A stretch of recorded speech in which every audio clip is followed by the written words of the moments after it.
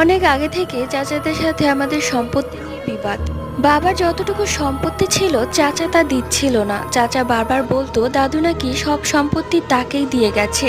এইটা নিয়ে অনেক ঝগড়া মারামারি পর্যন্ত হয়েছে। কিন্তু ইদানিং দেখতাম বাবা কেমন যেন অদ্ভুত টাইপের, চাচাকে দেখলেই ভয় পেত। আমাদের সবাইকেই কামড়াতে আসতো, কেমন যেন পাগলের মতো করতো।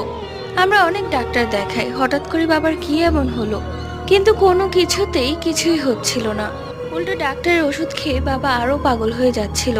সবশেষে আমরা এক কবিরাজের কাছে যাই। সেই কবিরাজ বললেন আমাদের বাড়িতে আসবে। তিনি আমাদের বাড়িতে এসে আমাদের বাড়ির পেছনে তেঁতুল গাছটার সামনে গেলেন এবং বললেন এই গাছের গোড়ার মাটি সরাও।